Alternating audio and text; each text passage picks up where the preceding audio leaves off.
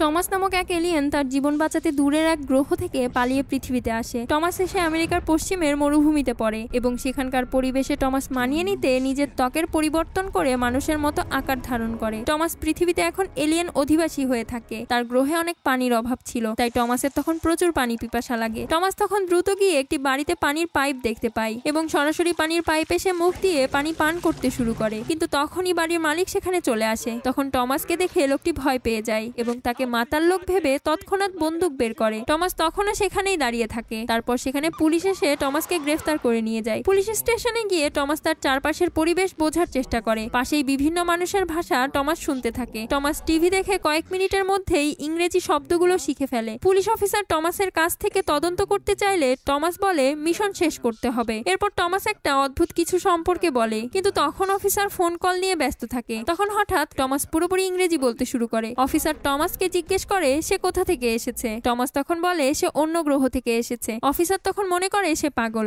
Officer তখন তাকে সতর্ক করে দিয়ে বলে যদি টমাস তার এই অবস্থার কথা কাউকে বলে দেয় তবে তাকে মানসিক হাসপাতালে থাকতে হবে এবং সে কখনো তার মিশন সম্পূর্ণ করতে পারবে না। তারপর অফিসার প্রশ্ন করে তাকে কে নিতে আসবে। টমাস বলে জাস্টিন ফলস। এদিকে জাস্টিন তার জীবনের জন্য লড়াই করছে। সে বিপজ্জনক এবং অস্থায়ী কাজ করে বেঁচে থাকার জন্য। জাস্টিন জানতো না যে তার জীবনে কিছু বড় ঘটতে যাচ্ছে। পেটের দায়ে জাস্টিন তার বসের কাছে আরো কাজ চায়, কিন্তু বস তার উপর বিরক্ত হয়ে যায়। হঠাৎ তার কাছে পুলিশ স্টেশন থেকে ফোন আসে। যখন জাস্টিন পুলিশ স্টেশনে পৌঁছায় অফিসার তখন বলে তাকে তার বন্ধুকে নিয়ে যেতে হবে। তখন জাস্টিন টমাসের সামনে দাঁড়িয়ে তাকে দেখে বলে আমি তাকে চিনি না। জাস্টিন বলে এটা ভুল বোঝাবুঝি হয়েছে, কিন্তু তারপর টমাস তার কলেজের সব হিস্টোরি বলতে থাকে। টমাস বলে তুমি যখন ব্যর্থ হয়েছিলে আমি তখন তোমার রিসার্চ সম্পূর্ণ করতে সাহায্য করতে পারি। জাস্টিন ভেবে বলে এটি কোনো সায়েন্স সম্পর্কিত ব্যক্তি যে তাকে অনুসরণ করছে, কিন্তু টমাস আবারও সেই অদ্ভুত অদ্ভুত কথা বলতে থাকে। জাস্টিন তখন রেগে গিয়ে টমাসকে সতর্ক করে বলে তুমি যদি আমার বা আমার পরিবারের কাছাকাছি আসার চেষ্টা করো তাহলে আমি তোমাকে মেরে ফেলবো। পরের পার্টটি দেখার জন্য প্লিজ সাবস্ক্রাইব।